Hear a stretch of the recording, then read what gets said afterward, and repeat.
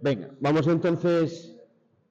El plan para hoy. Vamos a ver teóricamente en qué consiste un variador de frecuencia y vamos a hacer una prueba, una demostración con uno para que veáis sobre todo cómo se cablea y cómo funciona, ¿no? Cómo es la interacción con el variador. Entonces lo que voy a hacer va a ser utilizar una presentación comercial de Schneider Electric y bueno, a partir de ahí que está bastante bien, bastante resumido y a partir de ahí a ver si por lo menos entendemos el principio de funcionamiento. No vamos a andar con fórmulas ni con cálculos, pero bueno, sí para entender qué es lo que hace ese aparato, cómo funciona mínimamente internamente y sobre todo lo que más nos interesa para qué nos sirve, ¿no? ¿Dónde lo vamos a encontrar? Los variadores hoy en día los vais a encontrar prácticamente en cualquier motor que vayáis a conectar, salvo máquinas muy sencillas que van con un arrancador directo, vais a tener siempre un variador de velocidad, o un variador de velocidad o un arrancador electrónico, que es otra opción, ¿no?, que podemos tener. No me sirve para regular la velocidad, pero me sirve para hacer un arranque suave, una parada suave, todo ese tipo de cosas.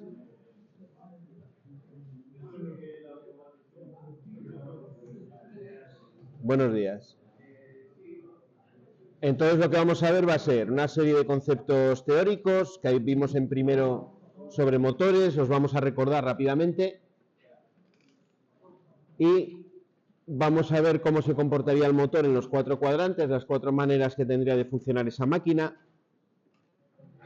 Y visto eso, pues entramos en el detalle de qué papel puede jugar el variador, ¿no?, en ese tipo de control.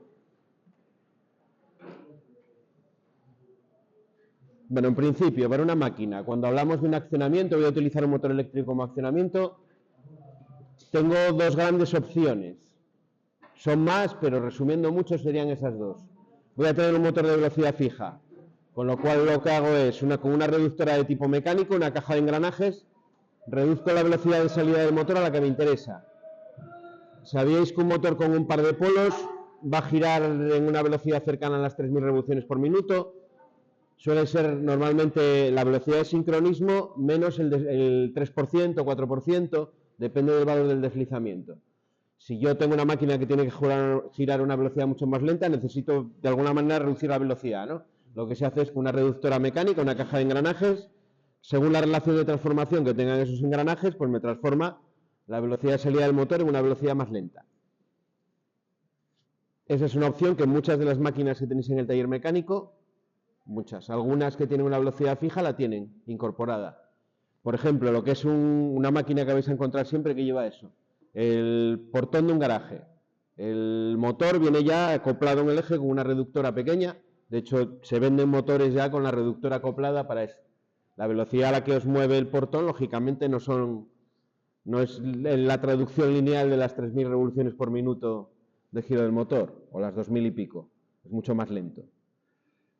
Cuando tengo una velocidad variable, bueno, pues lo que hago es prescindir de la reducción de velocidad mecánica y hago todo en la parte eléctrica. Utilizo un variador acoplado a la red, entre el motor y la red, y la máquina va directamente al eje del motor. Lo que vamos a ver es esta segunda solución, ¿no? Cómo se hace. Una cosa también interesante en pensar en ella, para ver o para entender cómo funciona un motor.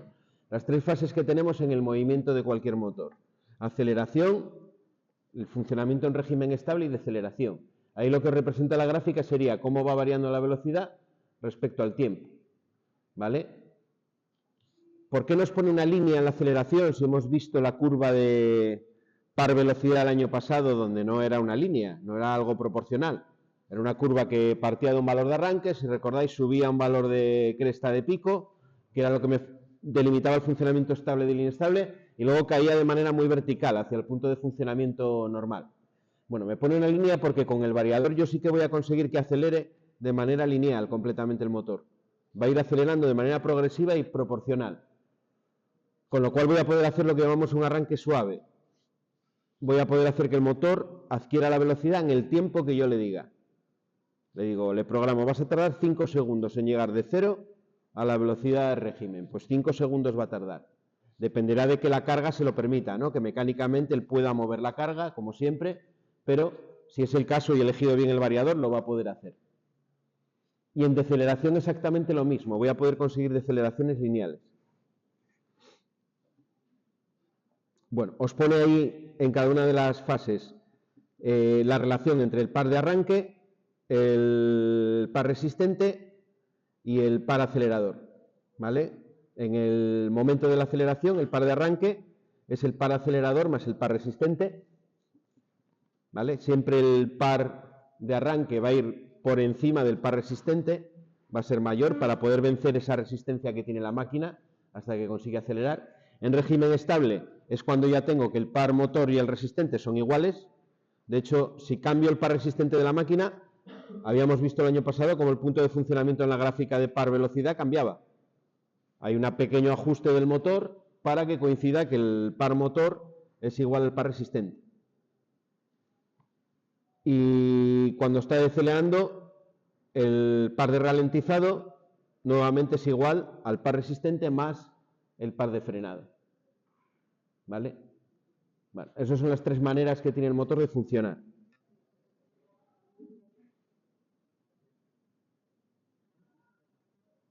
Bueno, como es una presentación de un fabricante, pues nos tienen que vender el variador, ¿no? Y entonces para venderlo, pues nos intentan convencer de lo bueno que es el variador. Realmente no hace falta porque hoy en día hay 50.000 marcas de variadores. Cuando veáis a cualquier industria vais a ver que quizás es el material del que más fabricantes distintos vais a ver en la misma planta.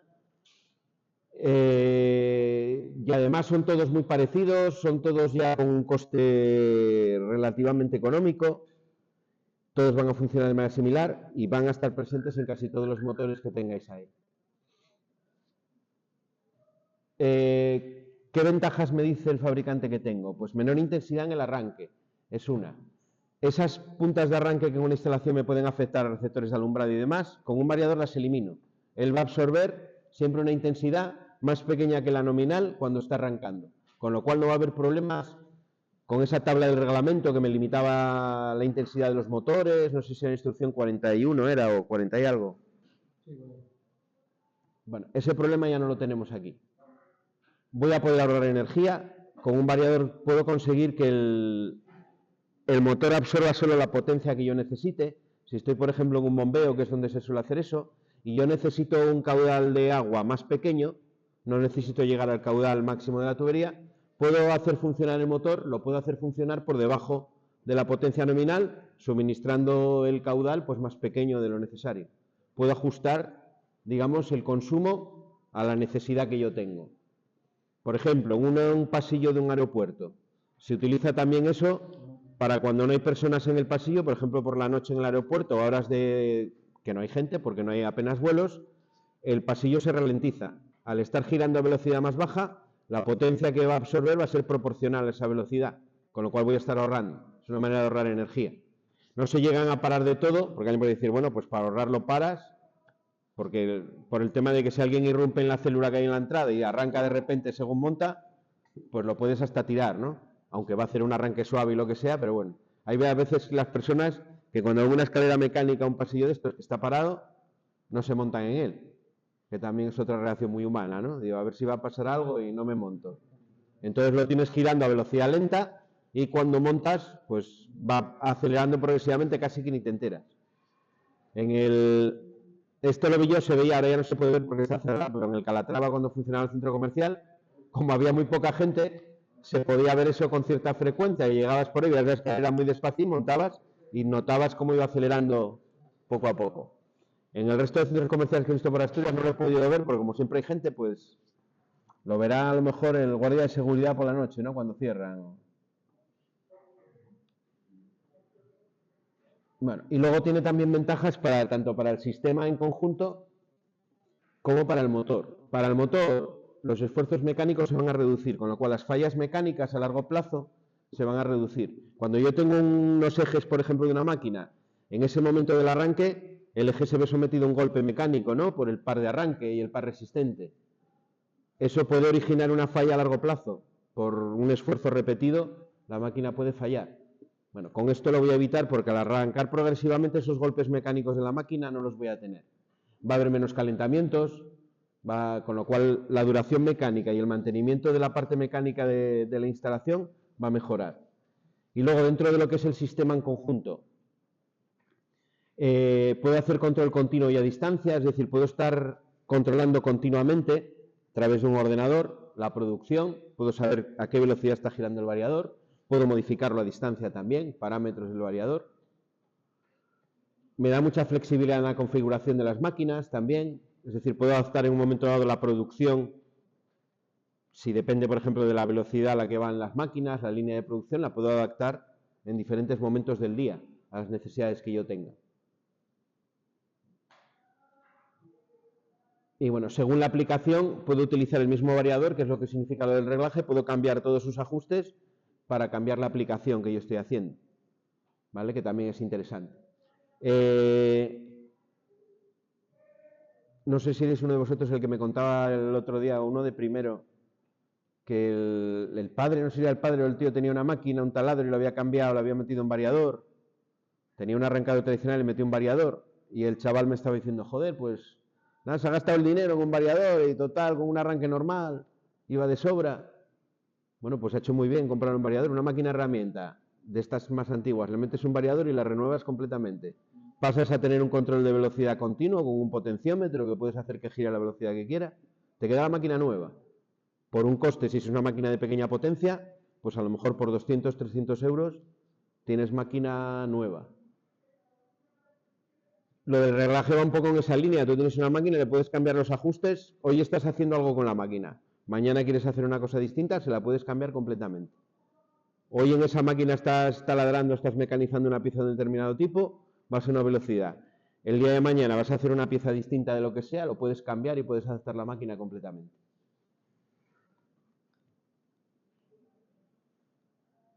Más cosas que nos cuentan aquí sobre los variadores. Cosas que puedo hacer, que ya salía la pregunta al empezar por ahí. Puedo fijar una velocidad de movimiento concreta y hacer que el motor gire concretamente esa velocidad. Pensar, por ejemplo, en un ascensor que yo quiero que suba y baje a la misma velocidad, independientemente de que vaya una persona o vayan 20, ¿no? Como un ascensor de estos de un hospital. ¿Cómo lo consigo? Con un variador de velocidad. El variador va a estar midiendo mediante un encoder la velocidad de giro del motor, va a recibir esa señal y va a corregir la velocidad para ajustarla a lo que yo quiero en todo momento. Lo que se llama el funcionamiento que decíamos el año pasado en lazo cerrado. Con los variadores puedo hacer una regulación de velocidad en lazo cerrado muy precisa. Puedo tener varias velocidades de movimiento. Por ejemplo, en máquinas que realizan distintos tipos de movimientos me puede interesar tener más de una velocidad. Os pongo un ejemplo, una aproximación lenta, un trabajo rápido, un retorno muy rápido. Bueno, puedo ajustar la máquina en cuanto a velocidades a lo que me interese. Puedo mantener la velocidad constante ante variaciones de la red y variaciones de la carga. Puedo arrancar y parar con suavidad, ¿vale? Eso, máquinas, por ejemplo, una máquina embotelladora, donde las botellas estañan la máquina cuando yo la arranco y voy a evitar ese golpe entre las botellas, ¿no? Cuando arranco la máquina por el golpe del arranque. O no sé, bobinadoras, por ejemplo, que tienen una bobina de papel o de un material fino. Si yo arranco y le doy un golpe, puedo romper la bobina en el momento de arrancar. De esta manera va a arrancar suavemente y no va a haber ningún problema. Y bueno, reduzco golpes mecánicos, que ya lo dijimos. Me sirve para posicionar de una manera muy precisa. Yo voy a poder hacer que una máquina se mueva un determinado ángulo de manera muy concreta, o en la aproximación, por ejemplo, con un usillo voy a conseguir que se aproxime justo hasta donde yo quiera, con un error muy pequeño. Puedo ajustar parámetros de un determinado proceso, lo que os decía antes del bombeo, ¿no? Yo puedo cambiar, cambiando la velocidad del variador, puedo cambiar el caudal que yo tengo, por ejemplo, en una tubería para suministrar un determinado líquido, y eso lo puedo hacer también de manera continua, lo puedo hacer con un lazo cerrado. Tenéis un caudalímetro analógico que os vaya midiendo el caudal, y con esa señal yo lo puedo volcar al variador. Según la consigna que yo le dé que quiera conseguir de caudal, el variador va a estar modificando sus parámetros, en este caso la velocidad de giro de la bomba que bombee ese líquido, para que el caudal coincida con lo que yo quiera en todo momento. Y además lo hace de manera precisa y de manera continua. Y luego, como elemento de sincronización entre máquinas o partes de máquinas, si tengo que hacer un acople, por ejemplo, cuando hacemos un acople de un alternador a una red, y demás, pues el variador aquí podría utilizarse también para regular esa velocidad y conseguir sincronizar frecuencias, ¿no? Por ejemplo. Bueno, ¿cómo funciona un motor? Esto ya lo sabéis. El principio del motor es el principio que llamábamos de la mano izquierda, ¿no? Poníamos la mano izquierda, la magnitud mecánica en el dedo pulgar, en el dedo índice la inducción magnética y en el tercer dedo la intensidad, ¿no?, de corriente, en este caso la magnitud eléctrica. Cuando el campo magnético y la intensidad son perpendiculares, forman 90 grados, perpendicular al plano formado por ellas dos, voy a tener como resultante la fuerza. Eso era lo que ocurría en el rotor del motor. Antes de eso lo que teníamos era el principio de inducción, ¿no?, que sale más adelante. Están por aquí explicados los dos, que cuando muevo un conductor en el seno de un campo magnético aparece una fuerza electromotriz, ¿no?, la ley de Faraday. A ver dónde lo tenemos, porque tenía yo por aquí el dibujín de la otra mano también, por algún lado. Si no lo borré, aquí están los dos. ¿Vale? El de la mano derecha justifica la aparición de la fuerza electromotriz, ¿vale? Si tengo un conductor girando un campo magnético, suele ser lo que llamamos el principio del generador.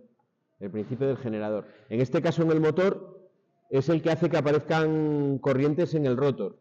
Si recordáis, yo alimento eléctricamente los devanados del estator, produzco un campo magnético, ese campo magnético va a ser un campo giratorio porque las corrientes son senoidales, ¿vale? Y al ir cambiando el máximo de las tres fases, el resultado final es un campo magnético giratorio. Tenemos a la rana hoy a tope. ¿Eso qué va a originar? Que en las barras de la jaula de ardilla del motor aparece una fuerza electromotriz y como están en cortocircuito, aparece corriente eléctrica. Al tener corriente eléctrica en el rotor, ya podemos aplicar el principio de la mano izquierda, el principio del motor. Tengo corriente eléctrica, tengo un campo magnético, decíamos giratorio, aparece como resultante una fuerza, que es la que hace que el rotor gire. Y gira intentando seguir el campo magnético que tiene el estator, ¿no? Ese campo magnético giratorio generado por el estator es el que intenta seguir. La realidad es un poquito más complejo porque no sé si alguien lo habrá dado por pensar, ¿no? Siempre lo explico de esta manera tan simplificada por no liarnos mucho, pero lógicamente el rotor también genera un campo magnético. Realmente el campo magnético giratorio final resultante es el campo magnético compuesto del estator y el del rotor. Esa es la razón por la cual, o otra de las maneras de justificar por la cual el motor no gira exactamente a la misma velocidad que el estator. Las frecuencias, además de las corrientes del rotor, no son los 50 Hz del estator, sino que va a ser menos. Pero bueno, como manera simplificada para acordarnos de por qué gira, básicamente es eso. Lo primero me justifica la aparición de fuerza electromotriz y de corrientes en el rotor, el principio de inducción, y el segundo me justifica por qué el rotor empieza a girar. Y luego añadíamos que nunca llega a alcanzar el rotor el campo magnético del estator, porque en el momento que lo alcance se pararía. En el momento en que lo alcance, ese campo magnético para el rotor ya no sería variable. Es como cuando dos coches van a la misma velocidad, ¿no? Tú estás adelantando un coche, te pones al lado y vas a la misma velocidad que el coche que estás adelantando, realmente tú y el coche de al lado, uno respecto al otro, estáis quietos, estáis manteniendo la misma posición, vuestra velocidad relativa es cero. Y a lo mejor vais los dos a 120 km por hora, pero para un observador que esté al pie de la carretera. Pero entre vosotros vuestra velocidad es cero. Pues aquí es lo mismo. Si el rotor consigue girar a la misma velocidad del campo magnético giratorio que le está pasando por encima, en el momento en el que gira a la misma velocidad, su velocidad relativa es cero. Es decir, ese campo magnético ya no se está moviendo, para él está quieto. Y si el campo magnético está quieto, si no es variable, no tengo fuerza electromotriz inducida, con lo cual no tendré corrientes en el rotor, y si no tengo corrientes en el rotor, no tengo fuerza que hace girar el motor, con lo cual el motor se frena, ¿no?, como resultante. Al final la situación del movimiento es un equilibrio dinámico, donde voy ligeramente por detrás, el rotor va ligeramente por detrás del movimiento de ese campo magnético giratorio, y da resultado lo que llamamos el deslizamiento, ¿no?, que es esa diferencia de velocidad que yo tengo. Bueno, hay algunos conceptos físicos en los que no nos vamos a parar ahora. Simplemente recordar que el par es ese concepto que utilizamos como fuerza, que no es fuerza, pero lo utilizamos intuitivamente como si fuese una fuerza de giro, ¿no? Cuando estamos hablando de un movimiento giratorio, no hablamos de fuerza, sino que hablamos de par. ¿Vale? En este caso, el par es la fuerza multiplicado por la distancia. Ahí os pone un paisano con el principio de la palanca, ¿no? Mientras mayor sea la distancia, para la misma fuerza voy a conseguir un par mayor. Por eso cuando hago una palanca, mientras más grande sea, más fácil va a ser, ¿no? Si alguien vio algún camión antiguo, que seguro que sí lo habréis visto, veis que veían unos volantes que eran enormes, ¿no? Y encima el camionero lo veías y el camionero no era cualquiera, no un mindundi, era un tío contundente. Contundente de fuerza, bueno, contundente en la barriga, pero eso era por las paradas que hacía para comer y demás. Pero eran hombres, digo que eran hombres porque de aquella no había mujeres, porque es que habría pocas mujeres que fuesen capaces de mover el volante de uno de esos camiones. No había direcciones asistidas, tenían que mover el volante por fuerza bruta, ¿no? En este caso. Pues es lo mismo, ese volante era muy grande por el principio de la palanca, ¿no? Mientras mayor sea el radio de giro del volante, la fuerza que va a tener que hacer el paisano va a ser menor. Si le pones a ese camión un volante de estos de coche de rally, pues no lo mueve nadie. Yo empecé a conducir con coches sin dirección asistida y os puedo asegurar que por carretera era básicamente igual, cuando vas circulando, pero cuando llegaba el momento de aparcar, te acordabas del volante y de la dirección porque había veces que como tuvieses que hacer muchas maniobras acababas sudando. ¿Podías hacer así? Porque ahora uno hace así. Ahora lo mueves con el dedo, claro. Pero de aquella era el roce de las ruedas con el asfalto, tenías que vencerlo tú a fuerza. ¿Y a más par, más trabajo? ¿El qué? No tiene nada que ver. ¿A más par, más trabajo? A más par, más trabajo, sí. Sí, sí. El trabajo sería el concepto de la fuerza por la distancia y la potencia, el trabajo que yo desarrollo en un determinado tiempo, ¿no? La capacidad para desarrollar trabajo en un determinado tiempo. Eso sería la potencia. El concepto de potencia lo tenemos también de manera muy intuitiva, ¿no? Mientras más potente es una máquina, pues va a poder conseguir aceleraciones mayores, etcétera, etcétera. Un ascensor, por ejemplo. Si tengo un ascensor de una determinada potencia en el motor, ¿qué diferencia hay con un ascensor que tiene menos? Bueno, va a poder mover cargas mayores, pero también las va a poder mover a mayor velocidad. Va a poder realizar ese trabajo de una manera mucho más rápida. Con un coche también intuitivamente se entiende muy bien. Un coche que es mucho más potente, cuando yo le pise el acelerador, va a ser capaz de suministrar esa potencia de una manera mucho más rápida, va a poder acelerar mucho más rápido. Lo que pasa hoy en día con los coches eléctricos, ¿no? Que tienen una salida tremenda.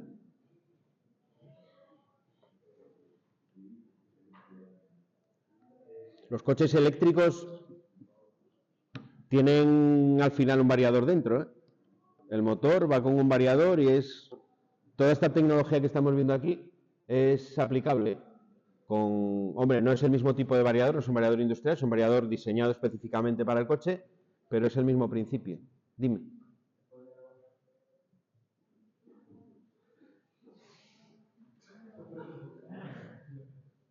Bueno, ¿qué es este rollo que nos pone aquí de los cuatro cuadrantes? Estas son las 4 maneras que tiene de funcionar una máquina como es la máquina síncrona, el motor de inducción.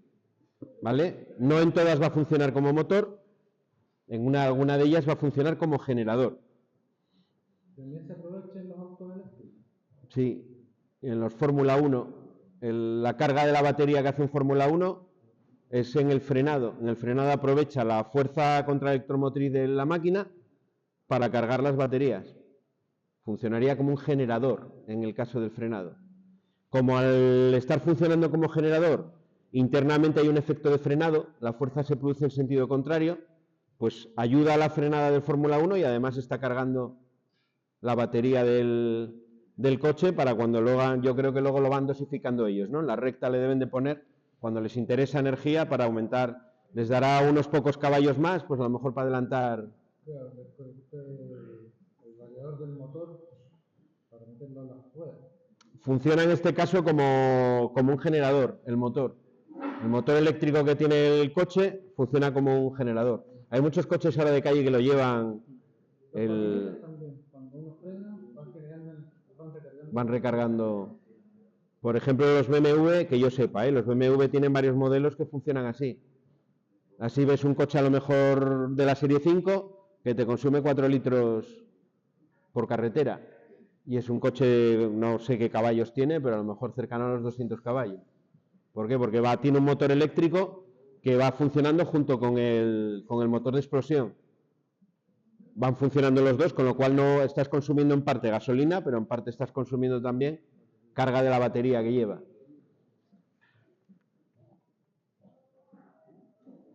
Bueno, los 4 cuadrantes, el normal, el giro en sentido directo, el par y la velocidad tienen el mismo sentido. El segundo cuadrante, frenado en sentido directo. Cuando estoy frenando, el par es contrario a la velocidad. Cuando estoy girando en sentido indirecto, el giro sería el tercer cuadrante. La velocidad y el par van en el mismo sentido, pero al revés respecto al sentido directo.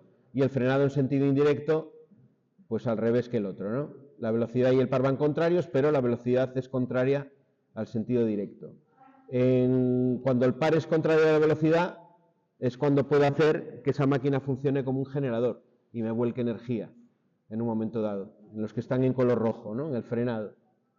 Eso se aprovecha, por ejemplo, es lo que se llama tradicionalmente el frenado regenerativo. Se aprovecha como fuerza de frenado de la máquina. Se hacía así, aparte de los frenos que llevan de seguridad, las máquinas elevadoras tradicionalmente se utilizaba. Máquinas que me interese poder pararlas rápidamente, pues aprovecha esa fuerza interna que se produce con el efecto del generador para frenar la máquina más rápidamente. Bueno, el sentido de las potencias, ¿no? Como fluyen en un diagrama de bloques. La red le proporciona a la máquina potencia eléctrica y la máquina, está hablando de la máquina como el motor, ¿no? Proporciona potencia mecánica a la carga. Quiero recordar un detalle. La placa del motor, los kilovatios que me aparecen ahí, siempre es potencia mecánica. Ese valor de potencia no me vale para hacer cálculos eléctricos. Me vale para mirar en el catálogo del fabricante, ¿no? Sacábamos, si recordáis, el arrancador y lo hacíamos a partir de esa potencia mecánica. Pero porque tengo una tabla que me lo relaciona. Pero tal cual ese valor no me sirve para los cálculos eléctricos. Si quiero hacer un cálculo eléctrico del motor, tengo que coger la corriente nominal de la placa, la tensión nominal y el coseno de phi. Con esos datos sí que puedo calcular en condiciones nominales la potencia eléctrica que el motor va a absorber. Sería raíz de 3, tensión, intensidad, coseno de phi, ¿no? Eso sería la potencia activa que absorbería. Que siempre va a ser, lógicamente, mayor, ¿no?, que la potencia mecánica que suministra. Toda máquina tiene pérdidas. Cada vez que hacéis una transformación energética, la máquina tiene pérdidas. Entonces,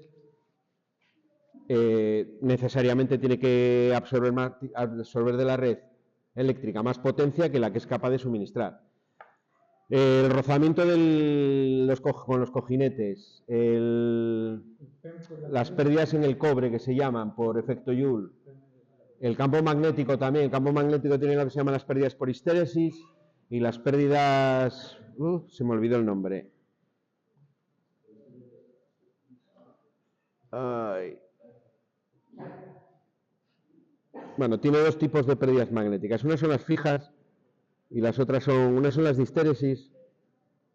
Vale, las otras son por calentamiento de lo que es el núcleo. El núcleo se tiene que cargar y descargar, y en esa carga y descarga magnética del núcleo tengo un pequeño magnetismo remanente que tengo que desmagnetizar en sentido contrario. Entonces ese efecto de desmagnetizar lo que magneticé con anterioridad produce pérdidas y produce un calentamiento.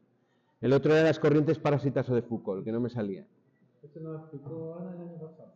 Que son las corrientes que aparecen en el material ferromagnético del núcleo por efecto del campo magnético, por inducción. A veces se busca lo que se llama fierro dulce. Sí, lo que se utiliza es un acero, una aleación de acero con silicio, que consigue que todo ese efecto se reduzca. Eso sobre todo es para la histéresis. Y luego para las corrientes de Foucault lo que se hace es con láminas, en vez de hacer un núcleo macizo, se hace con láminas pegadas y en medio de cada lámina mete resina. De tal manera que la corriente no puede pasar de placa a placa, quedan aisladas entre sí y el circuito eléctrico es más resistente con lo cual hay menos corriente. Y minimiza el magnetismo que tiene.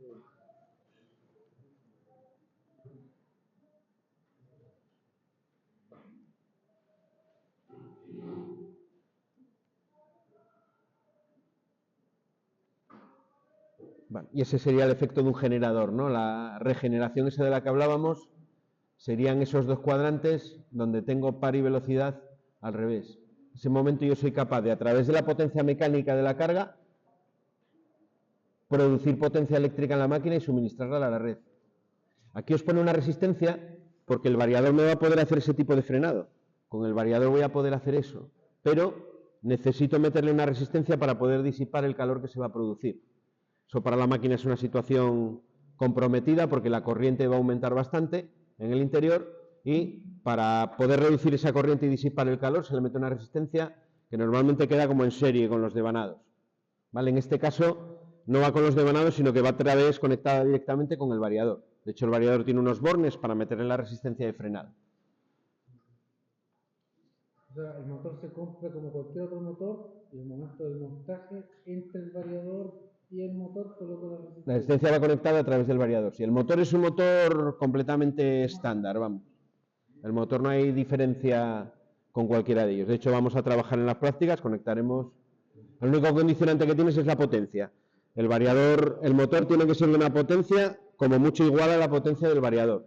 Y hay muchas aplicaciones donde se desclasifica. Por ejemplo, en elevación, en máquinas de elevación, el variador siempre está un calibre por encima del motor, por seguridad y por ir con un poco de margen de funcionamiento. Pero en aplicaciones normales si tengo un motor de 10 kilovatios, variador de 10 kilovatios. Y por debajo también funciona. Si tengo un motor de 8 kilovatios o de 7,5, me funciona perfectamente con un variador de 10.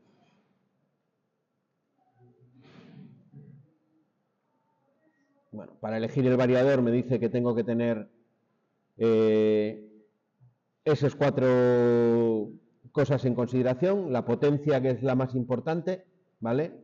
El tipo de carga que manejamos. El tipo de carga se refiere mecánicamente. Si voy a estar con una ventilación o con un bombeo, se comportan de una manera, y si tengo, por ejemplo, un movimiento lineal en una cinta transportadora, se comporta mecánicamente de otra.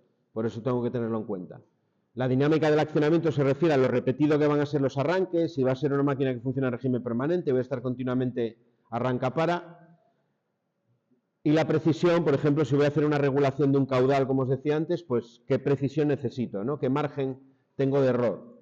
Que eso también es importante. Porque esa precisión afecta los saltos de frecuencia que te da el variador para aumentar o reducir la velocidad del motor. El error es lo mucho o poco que se aproxima el variador a lo que tiene que dar realmente. Si tú quieres que gire, por ejemplo, a, no sé, 200 revoluciones por minuto, que te quede a 200 y no te queda a 201 ni a 199, que te vaya exactamente. Siempre hay un error, muchas veces no es, pero bueno, tienes que saber con qué margen juegas. Hay máquinas donde el margen es muy amplio, donde no me hace falta a lo mejor ni una regulación en lazo cerrado, y otras donde el margen es más pequeño. De hecho, yo puedo conseguir con un variador que vaya a una velocidad más o menos constante sin lazo cerrado, porque él internamente mide la corriente, mide las magnitudes eléctricas, y él calcula a partir de las magnitudes eléctricas que está dando el motor, adivina cómo se está comportando el motor de velocidad, o lo hace un cálculo. No es exacto del todo, pero sirve para aplicaciones sencillas. Si necesito más precisión, ya necesito medir la velocidad de salida de la máquina, volcarla al variador y en función de eso regular. Todo esto hay mucha fórmula detrás, en automatismos. En este ciclo estamos dejando al margen todo lo que es el mundo de la automática. No sé si recordáis que os decía en primero que cuando regulamos magnitudes de manera continua hablamos de automática, y cuando regulamos de manera digital hablamos de automatismos en general. La automática es uno de los campos donde el variador se mueve muy bien o donde es una máquina muy utilizada, porque puede funcionar en lazo cerrado. Iba a decir, o puede darnos una señal analógica, pero hoy en día ya se trabaja muchas veces con señales digitales discretas, es decir, convierto una señal analógica, la fragmento en cachitos, en escalones, que al final no deja de ser una señal digital, porque no puede tomar cualquier valor, sino que está determinada, el momento en el que conviertes una señal analógica a digital para un autómata, se dice que la has discretizado, ¿no? Le has quitado su carácter continuo y la has hecho finita, aunque con muchos valores, ¿no? Que puede tener una resolución muy grande, pero al final estás manejando valores determinados. No sé si recordáis cuando se explicaba lo de los números. Si tengo un número real en binario y tengo 16 bits, por ejemplo, en el autómata para manejar ese número, en función de dónde me quede la coma, va a ser más exacto o menos exacto. ¿Vale? Si la cantidad es muy grande, va a tener menos exactitud porque voy a tener menos huecos para la coma. Si la cantidad es muy pequeña, voy a conseguir más exactitud.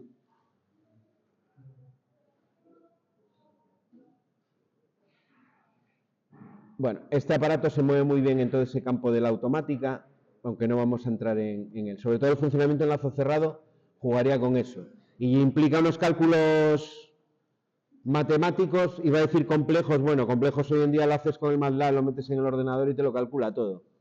Pero bueno, tendrías que hacer tradicionalmente transformadas de Laplace, que es una manera de resolver ecuaciones diferenciales y es bastante coñazo. Yo a mí me tocó en su día hacerlo a mano, sacar una materia de esas ahí en ingeniería, digamos, con calculadora y papel, ¿no? Y en esa misma asignatura, cuando llegamos al final del curso, teníamos unas prácticas, y lo primero que nos enseñó el paisano fue abrir el MATLAB, y puso una integral ahí del copón, y hizo pam, pam, enter, y daba el resultado y todos, bueno, ¿nos estás tomando el pelo? Dice, ¿veis? Todo esto que estudiáis en cálculo no sirve para nada, lo hago yo con una tecla. Se reía de nosotros un poco. Y la verdad es que lo haces todo con una tecla. Hoy en día, pues el cálculo numérico te permite calcular con un ordenador lo que tú quieras. Pero bueno, tiene cierta complejidad en el diseño, porque bueno, todos estos sistemas que son automáticos, según cómo lo hagas funcionar, puede llegar un momento que se te descontrola. El sistema se desequilibra y se te puede ir la máquina a la mierda. Y entonces tienes que jugar o tienes que calcularlo para que la máquina funcione siempre dentro de una zona donde el funcionamiento sea más o menos estable.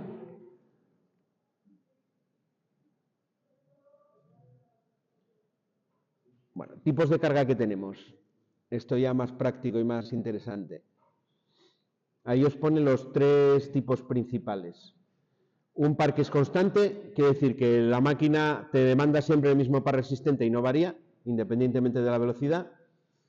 El que es creciente o proporcional, que a medida que tengo más velocidad, el par va aumentando de manera proporcional, sigue una proporción con la velocidad. Y luego tengo el cuadrático, ¿vale? Puede ser cuadrático, podría ser incluso cúbico, que va aumentando con el cuadrado de la velocidad. Fijaros que sobre todo en el cuadrático, una pequeña variación de la velocidad me da lugar siempre una variación del par resistente mucho más grande. Entonces, a medida que la máquina se va acelerando, cada vez ese efecto del par resistente es más acusado. Bueno, para arranques y para demás, las que nos suelen dar más problemas son las constantes, porque suelen tener un par que es siempre el mismo y siempre suele ser alto, y aquí es donde tengo el problema. Con cargas crecientes o cargas cuadráticas, en el arranque no suele haber problema, pero bueno, luego tengo que tener en cuenta, en el punto de funcionamiento va a ser distinto, ¿no? Cómo va a funcionar. ¿Es más complicado por las corrientes eléctricas? Es más complicado por el arranque, porque suele partir de un par resistente muy fuerte ya de salida. Y entonces tú necesitas ahí normalmente un motor más potente para poder arrancar la máquina, para poder con ese par resistente. Fíjate que en los otros dos parten de un valor pequeño, ¿no? Parten no de 0, pero bueno, de un valor aproximadamente 0.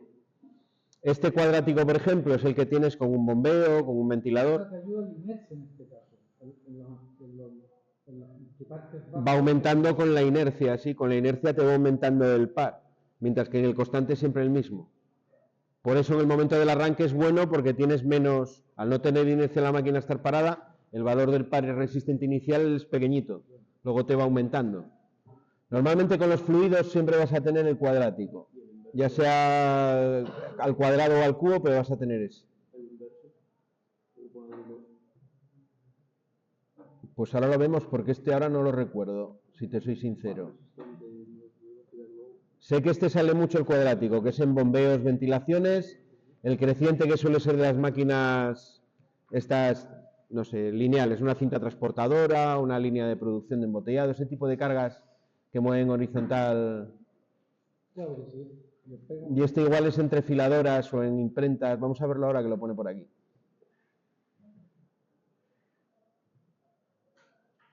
Bueno, el constante os lo estaba diciendo mal. Mira, todo mal.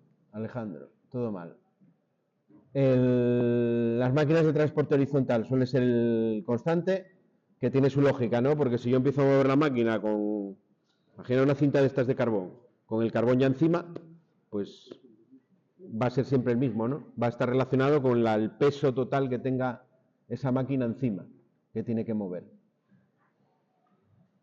Trenes de laminación, elevación, etcétera.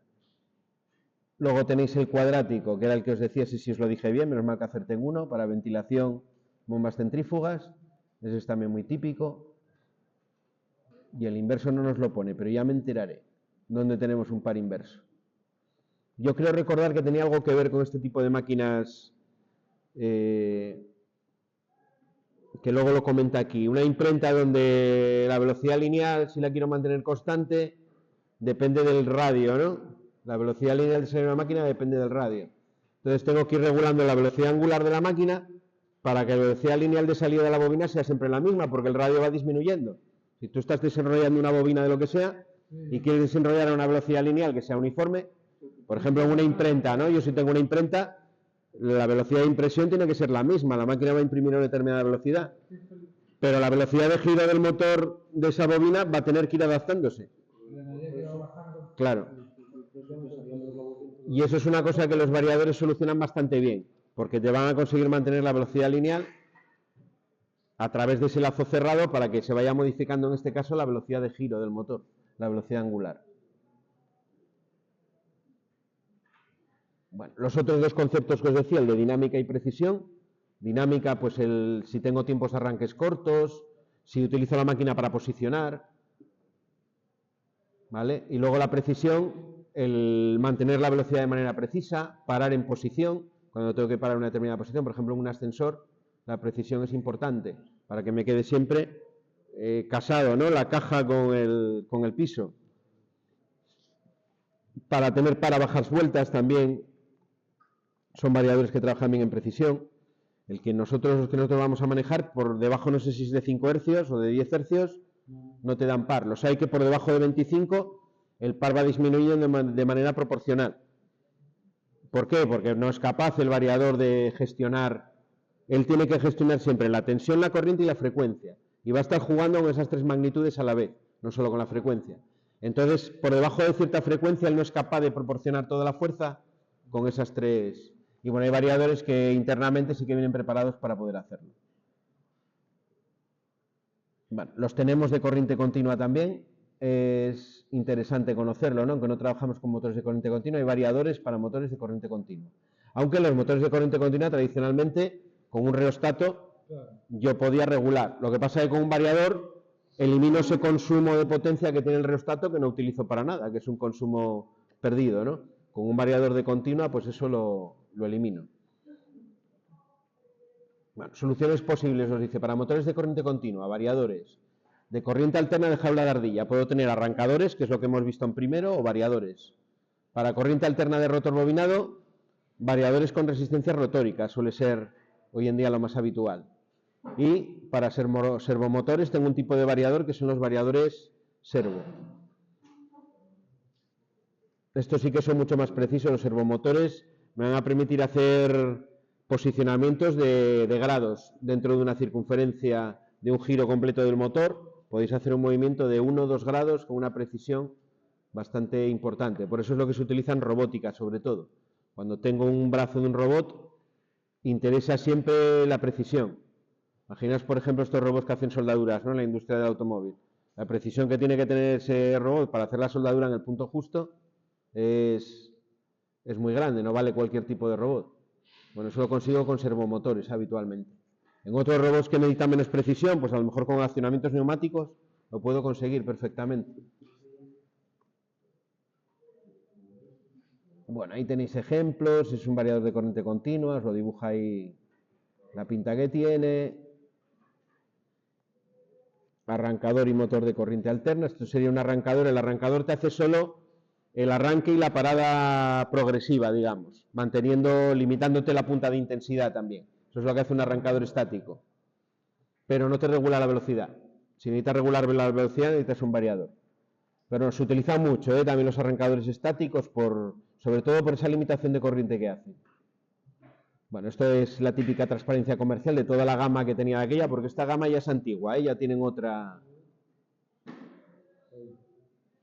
Tenéis en variadores, es un aparato muy curioso porque la potencia normalmente es tamaño. Es muy fácil, si ves un variador que es muy grandón, el motor tiene mucha potencia. De hecho, por ejemplo, en la fábrica de Tudela-Beguín tenía unos armarios como esos de ahí de tamaño, metálicos, y abrían y tenían dentro el variador, pero bueno, como despiezado, ¿no? Las partes estaban dentro del armario. El armario, digamos que era la carcasa de fuera del variador. Y tenían en el frontal la ventanita con los botones como los que manejáis vosotros. Los botones no hay gran diferencia de uno a otro. Sí, una pieza que se conecta al variador. Lo que pasa es que, bueno, dentro veías las resistencias, era en este caso para motores de media tensión de anillos rozantes, y tenía las resistencias rotóricas, el variador todo montado en el armario. Y suele haber esa proporcionalidad entre potencia y tamaño de la carcasa del aparato.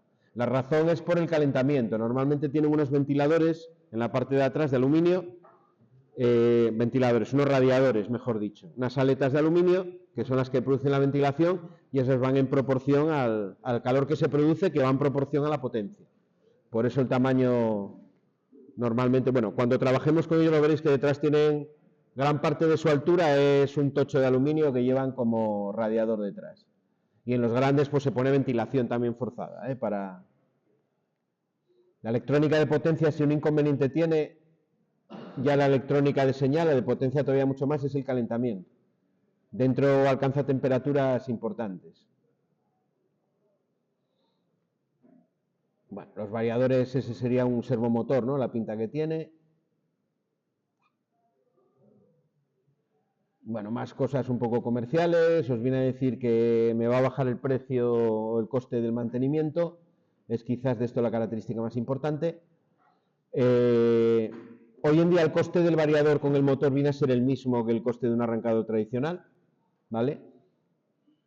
Porque al final los contactores son caros también. Un contactor, a medida que vas aumentando de potencia, cada vez son más caros, y bueno, lo mismo pasa con el variador.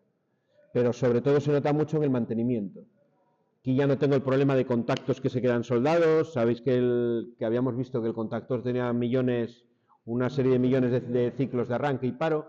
Aquí ese problema ya no lo tengo porque no hay elementos mecánicos, ni hay chispa, ni hay nada de eso.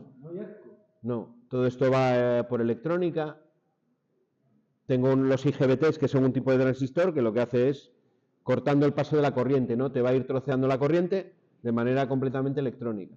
Sí va a haber un calentamiento importante en el IGBT, de ahí los radiadores, pero no hay chispa ni hay...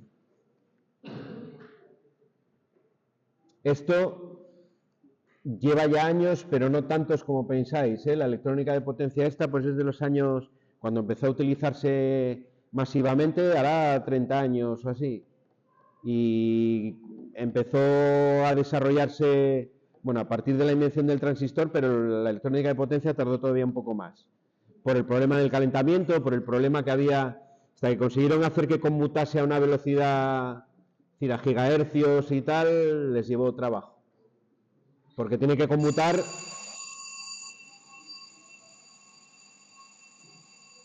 Tiene que conmutar con corrientes muy grandes, que es el problema de la electrónica de potencia. Tú tienes por un semiconductor, están circulando un montón de amperios, y tienes, inyectando dentro del semiconductor por otro borne una determinada cantidad de electrones, tienes que convencer a los electrones que dejen de pasar y que pasen en sentido contrario a lo mejor. Entonces eso tiene cierta complejidad. Una cuestión de ciencia de materiales, y cuando consiguieron, pues tenemos todo esto. También esto comercial es una comparativa de características que tampoco nos aporta aquí mucho. Bueno, la parte del control, que suele ser común a las diferentes gamas. Luego viene una explicación aquí del motor, que la voy a omitir porque esta ya más o menos la sabemos. Recordamos alguna cosa rápidamente. La fórmula de la velocidad de sincronismo, ¿vale? Esta es la velocidad de la red. Aunque luego sabíamos que en la práctica esta era un poco más pequeña, ¿no? La que giraba el motor. Bueno, esto yo creo que lo comentamos antes, que sería esta fórmula de aquí. ¿Vale? Esta S, que es el deslizamiento, un 3 o un 4%. Al final el resultado es que la velocidad de giro del motor, pues si tiene que girar a 3000, la velocidad de sincronismo, el motor gira a 2800 y pico, 2900, ligeramente por debajo.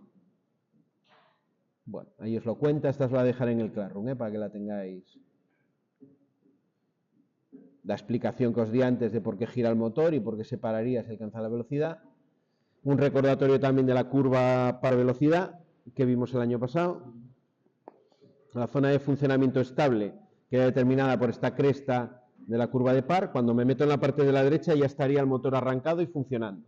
En función del par resistente, donde aquí no está dibujado, pero la curva de par resistente, donde se corte con la curva del par motor, es donde queda establecido el punto de funcionamiento. Que le meto más carga al motor, es decir, que aumento el par resistente, el punto de funcionamiento va a subir por esta parte derecha de la curva. Y la velocidad se va a reducir ligeramente. Se reduce muy poco porque esa parte de la curva es muy vertical. Por lo tanto, la variación de velocidad con una variación de par es pequeña. Pero bueno, la hay, por eso ahí el variador me va a permitir hacer esa regulación. Y luego la intensidad en el arranque, que también es otra justificación de por qué utilizo un variador, porque esta punta de intensidad de 6-7 veces la intensidad nominal la elimino con el variador, no la voy a tener. Me olvido de ese problema. Bueno, ¿cómo podemos variar la velocidad de una máquina?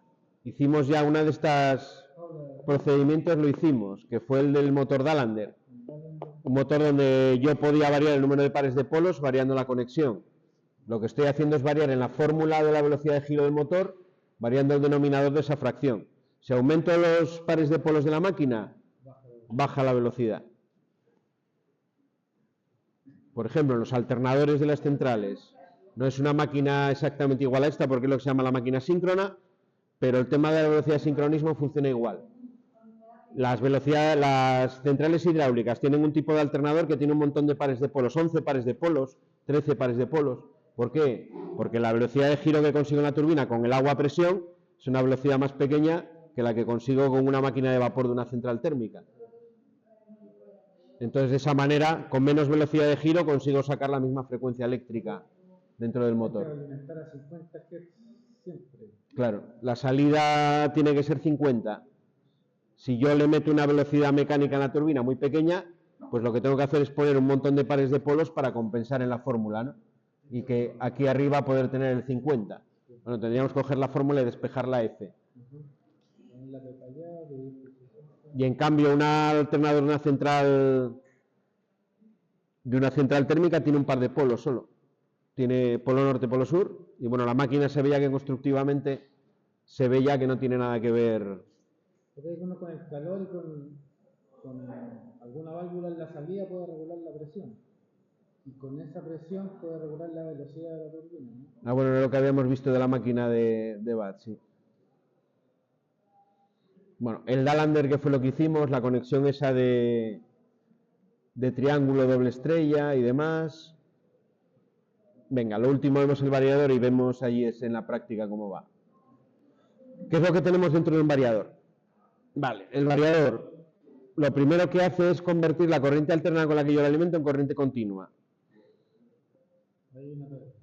Con lo cual, realmente yo voy a hacer funcionar el motor con corriente continua, un motor de corriente alterna.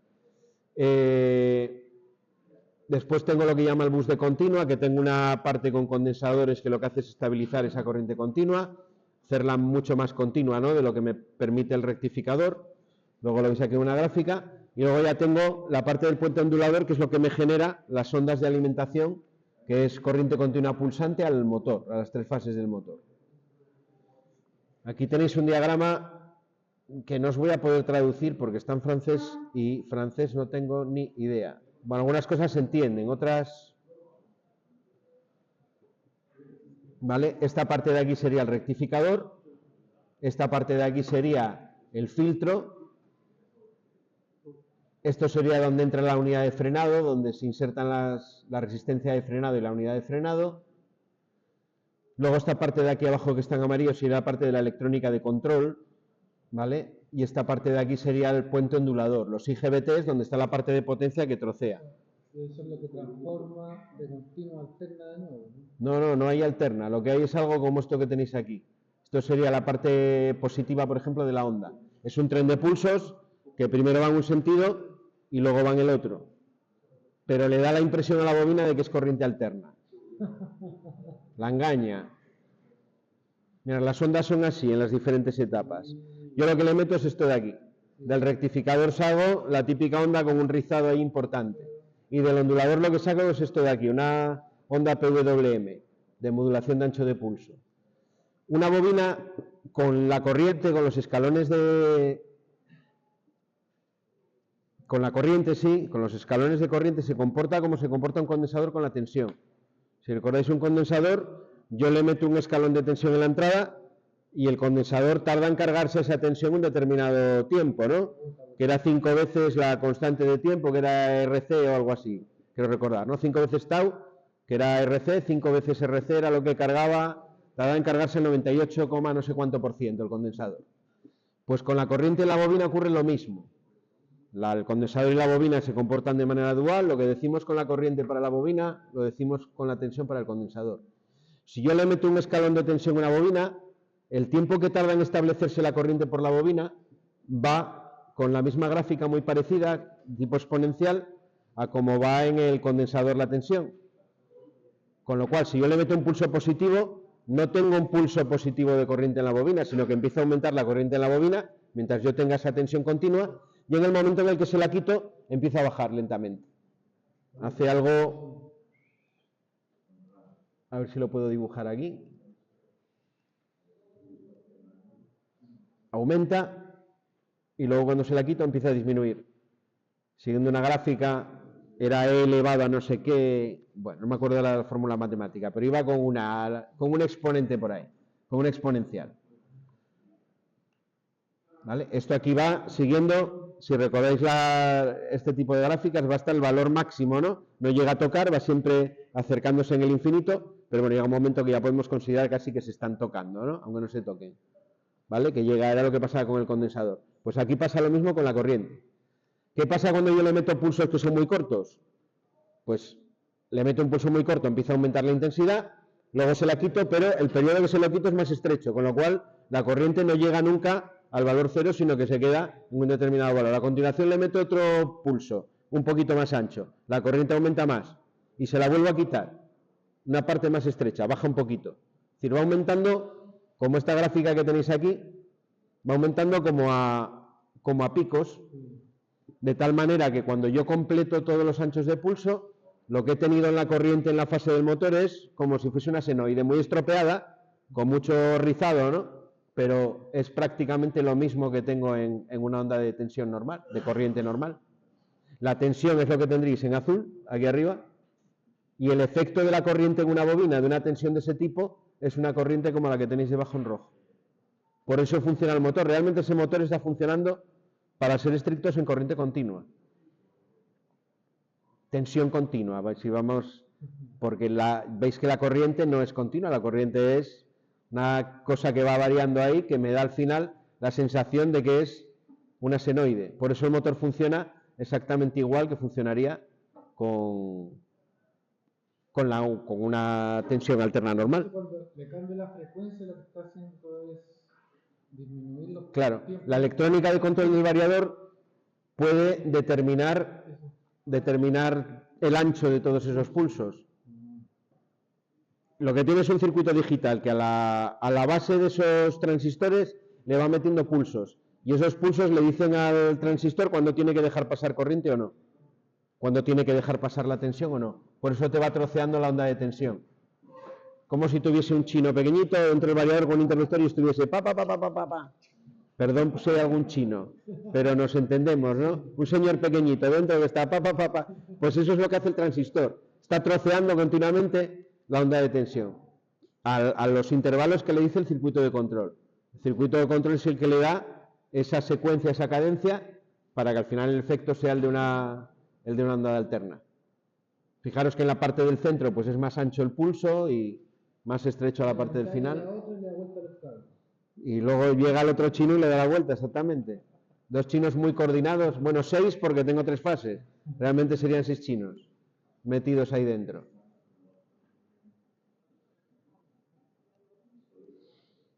Eso es, de manera muy resumida, cómo funciona.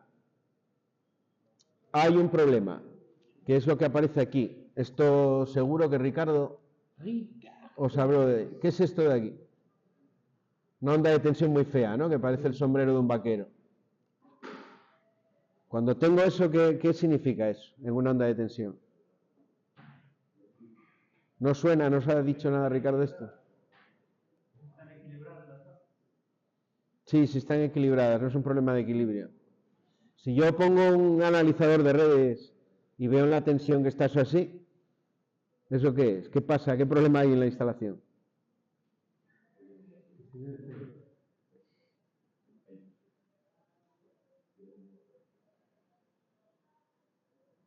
Esto podría ser un estudio psicológico ahora de qué veis en esa figura. Algunos es lo que va a ver. Yo dije el sombrero de un vaquero, pero hay más interpretaciones. No, ya lo vio. No, no es eso que tú piensas tampoco.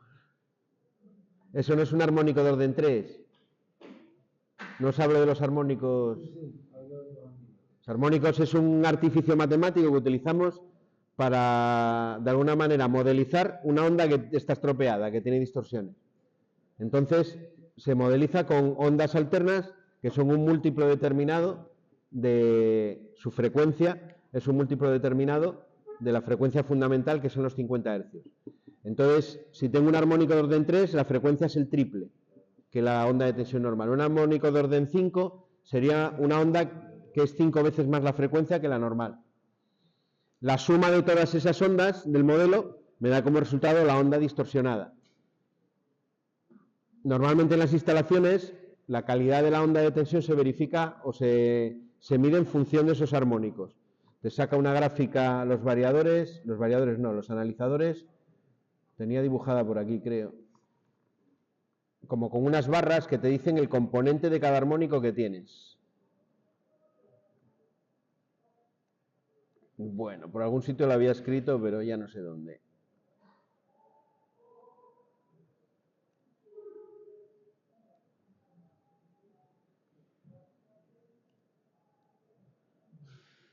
Bueno, normalmente vais a ver que aparece el de orden 3, el de orden 5, el de orden 7, aparecen los que tienen frecuencias más bajas en mayor cantidad y luego van disminuyendo. Y los impares suelen ser los más habituales, más que los pares. Es decir, de 3, 5, 7 son los más habituales. Y el que más aparece es el de orden 3, el primero. El de orden 3, si yo cojo una onda normal y le sumo una onda de 3 veces más frecuencia, me da como resultado algo parecido a esto que tenéis aquí. Al sumar las dos senoides da algo parecido, ¿vale? Bueno, aquí tiene algo más porque exactamente no da eso, no da estas partes tan planas en el medio. Ese tendría algún armónico más. Probablemente de orden 5 y de orden 7 y metidos también estropeando un poco más. Pero cuando veis esto, que hace así como ese valle en el centro, es que el armónico de orden 3 está muy presente en esa onda. Los variadores de frecuencia tienen un inconveniente, que es que en la onda que están recibiendo como alimentación la suelen estropear para los demás receptores. Meten armónicos en donde los instalas. ¿Se pueden poner filtros? Se pueden poner filtros, exactamente. Los catálogos mismos de los variadores, de cada fabricante ya te va a dar la referencia del filtro que le tienes que poner para poder filtrar. Pero bueno, hay que tenerlo en cuenta, que cuando meto variadores tengo que acompañarlo de un filtro y bueno, así todo, a veces con filtros tengo que poner alguna medida más. Si tengo electrónica que sea muy sensible a los armónicos, tengo que tener cuidado. Esto incluso en los pequeños, aquí no vamos a utilizar el filtro porque, bueno, vamos a hacer prácticas sin carga y no va a haber apenas ninguna distorsión, pero en cuanto una máquina está cargada, conviene ponerle siempre el filtro en la entrada. El filtro, que es un condensador y una bobina, no es nada más. Hablamos de filtro, pero es una bobina y un condensador que consiguen cortar pues las frecuencias, el armónico de orden 3, el de orden 5, lo que me interese.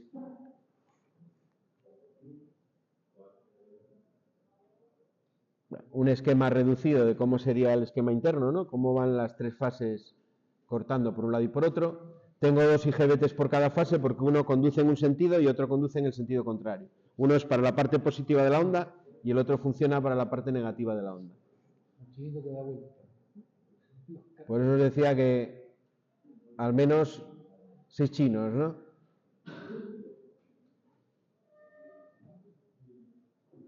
Y esta también es interesante. El tema de la ley tensión-frecuencia. ¿Vale? Cuando aumento la frecuencia, ahí me parece que os pone la fórmula de la impedancia. La impedancia de la fase del motor, ¿no? Cuando yo aumento la frecuencia, 2pi por F por L, que sería la reactancia inductiva, si aumento la frecuencia, la reactancia aumenta, ¿no? Y la impedancia aumenta. Bueno, por eso tengo que jugar con la tensión. Tengo que andar jugando con tensión continuamente, con frecuencia y con intensidad. Puedo correr el riesgo de que se me dispare la intensidad. Puedo correr el riesgo de que se me dispare. Por eso tengo que jugar siempre con esas variables. ¿Vale? Quiero decir con esto que el variador no solo toca la frecuencia. Para conseguir variar la frecuencia va a variar la tensión y la intensidad. Otra cosa también que podemos sacar aquí en conclusión, no tiene mucho sentido ir con un polímetro a medir a la salida de un variador, porque el polímetro que nosotros tenemos no está preparado para medir ese tipo de onda. Está pensado para onda alterna, con lo cual necesitaríamos un analizador de redes para poder ver exactamente qué es lo que está dando. ¿Vale? Y bueno, aquí tenéis, que esto estaba de los apuntes de primero, una vista en general de máquinas en las que se utilizan, que son pues en casi todas. ¿Vale? Son aplicaciones posibles. Nada, ves que hay un montón de ellas.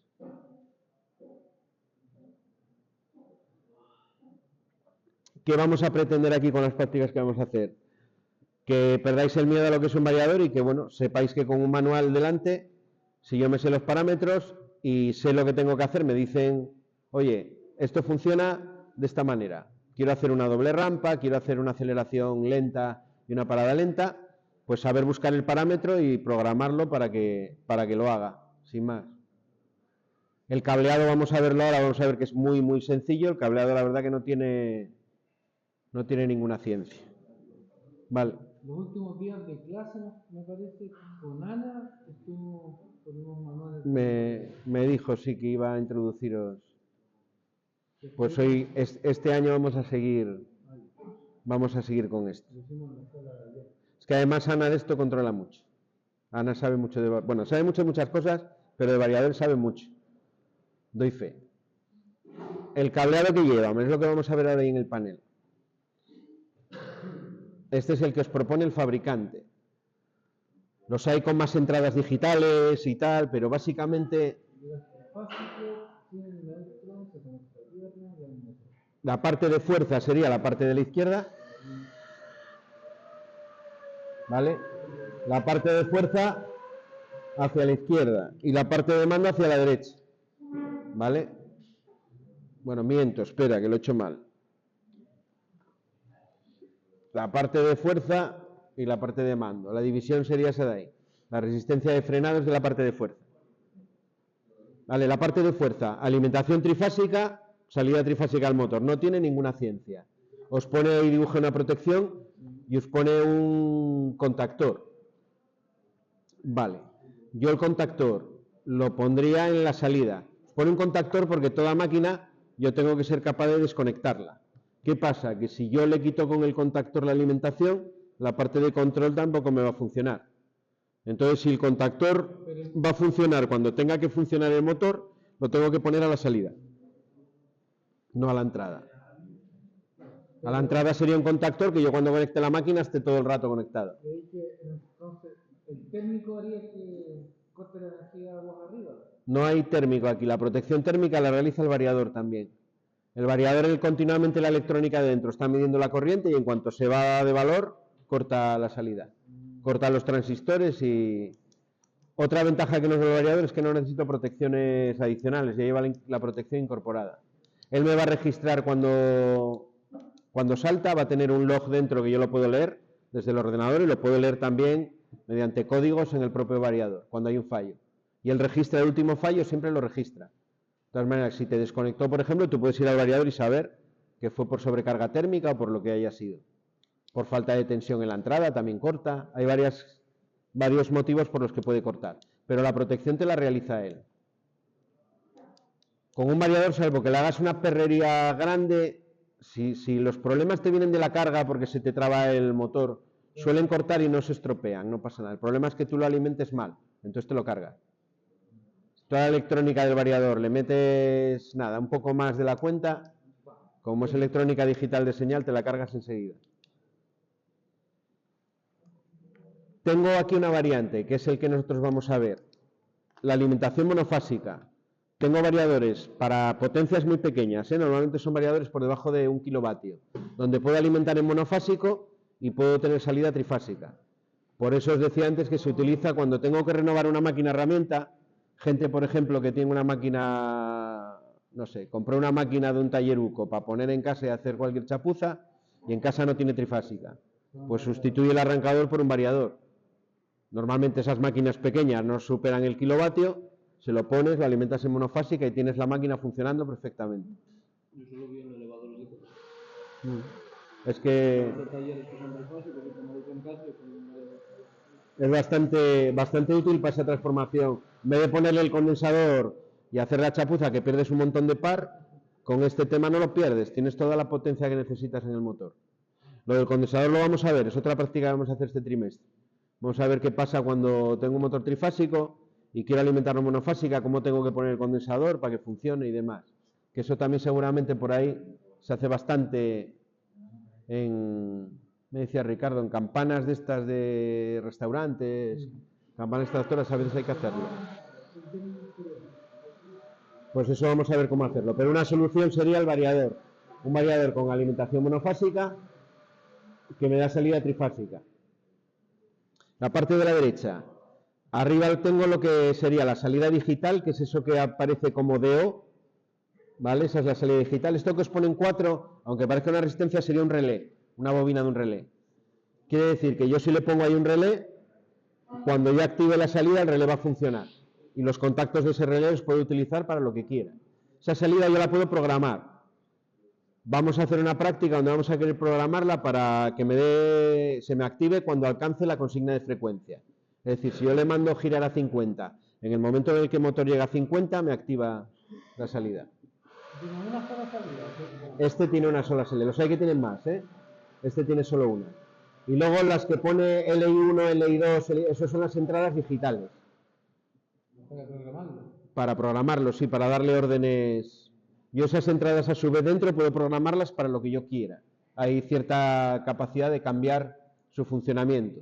Puedo funcionar, por ejemplo, tenemos aquí el funcionamiento por defecto, ¿no? Que suele venir en muchos variadores. ¿Qué es? El LI1 hace que gira a derechas, LI2 hace que gire a izquierdas. Y luego la 3 y la 4, según cómo estén a 0,1, me dan diferentes velocidades preseleccionadas. Por ejemplo, si están las 2 a 0, gira según la consigna que yo le dé con un potenciómetro, que es el que tenemos conectado aquí abajo, en la entrada analógica. Si la entrada 3 está a 1 y la 4 está a 0, gira 10 hercios. Si es la 4 la que está activada y la 3 desactivada, 25. Y si están las 2 a 50. Eso es el funcionamiento de velocidades preseleccionadas. Eso lo puedo regular a mano o con un autómata. A 50 sería la velocidad del motor. Velocidad del motor, sí. Aquí las velocidades van siempre en función de la frecuencia de alimentación. Serían las 3.000 revoluciones por minuto. Otra cosa que no dije antes, un variador se le puede hacer girar a sobre velocidad. Los que tenemos aquí me parece que pueden dar hasta 200 hercios. ¿Cuál es el problema? Que si voy a hacer funcionar el motor a sobre velocidad, tengo que asegurarme que mecánicamente lo va a aguantar. Porque si haces girar, aquí se puede probar y no hay mayor problema, porque están en vacío y no hay mayor problema. Pero bueno, a saber que el motor se acelera bastante. Como la onda me la estoy inventando yo, pues la electrónica me permite hacer... Y luego hay otro problema con las velocidades. Si hago girar un motor muy despacio, Estos motores ya visteis que son autoventilados, tienen un ventilador que lo va ventilando en función de la velocidad. Si voy a hacer una aplicación donde yo necesito una velocidad baja y tenga un par de funcionamiento importante, normalmente hay que añadirle un ventilador al motor para que no se me queme. Es como la Citroën de 2 cilindros, que si uno ya no subía muy lento, terminaba. Que ventilaba con aquel cacharro, ¿no? Que llevaba delante. Ventilaba por aire. Bueno, los Fórmula 1, ¿no? Los Fórmula 1 se le meten aire por las toberas al motor, se te quema. Bueno, los de ahora no. Bueno, hablo de Fórmula 1 de verdad, los que tenían motores V12 y esas cosas. Y V10 y esos en cuanto paraban ahí los boxes un poco, se sobrecalentaba el motor, había veces que rompían. Los de ahora son otra cosa.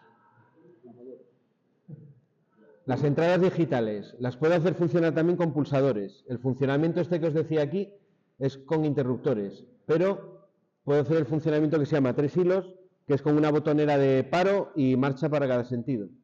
En este caso sería con la 1, con la 2 y con una de las otras dos la que yo le diga. Por eso me ahorro los contactores. Porque me conecto directo al variador. Sí, una botonera con el variador y ya está. No necesitas mayormente ningún circuito de mando. ¿Y esa parada pasa por cero? Sí, esta es pasando por cero. De hecho, en el funcionamiento con interruptores, tú le das el interruptor, por ejemplo, a derechas y le das al interruptor a izquierdas, activas la 1 y la 2 y hasta que no quites la 1 sigue girando a derechas. En el momento en el que tú quitas la primera es cuando tiene efecto la segunda señal. Es decir, puedes meterle señales simultáneas que No pasa nada. ya la incompatibilidad y todo eso está solucionado todo internamente, no hay problema. Puedes dar aquí los dos pulsadores a la vez, que estará girando el que estuviese hasta que no pares. Bueno, la entrada analógica, que puede ser en tensión o en corriente, o puede ser simplemente en tensión con un potenciómetro, ¿no? Que es lo que tenemos nosotros aquí en los paneles. Y luego la resistencia de frenado, que no la tenemos, pero bueno, tiene 2 bornes para poder conectarla. Lleva una unidad de conexión y lo que es la resistencia propiamente. Y luego tiene esta parte de aquí arriba, que este es un relé que lleva, que lo puedo también programar para lo que yo quiera. Normalmente es el relé de fallo por defecto. Si hay algún fallo porque se para por lo que sea, ese contacto se cierra. Si hay un error que le impida funcionar, ese contacto va a estar cerrado. Te sirve, pues si tienes un autómata, lo metes a la entrada y ya le das la señal de que, oye, el variador algún problema tiene, no puede funcionar. Es como si fuese el contacto del térmico, ¿no? Claro, puedes tener una señal HMI que prenda en rojo. Sería el contacto abierto del térmico de nuestros arrancadores que hemos utilizado hasta ahora, sería el equivalente de este contacto. Para avisar, para señalizar, más bien. Bueno, el frontal cómo va, aunque esto lo vamos a ver en este modelo aquí para que veáis cómo va, ¿vale? La pinta que tienen los bornes, este es el ATV11, que es uno de los que vamos a usar. ¿Vale? Normalmente los borneros de fuerza pues ya se distinguen porque tienen el tornillo más grande, más capacidad de embornar, lógicamente, y luego la parte de mando, que es un bornero ya con este que está aquí en verde, de bornas pequeñitas y demás. Los hay que tienen un potenciómetro en el frontal y los hay que no, ya depende de la gama y del variador. ¿Los 15 voltios también son estándar?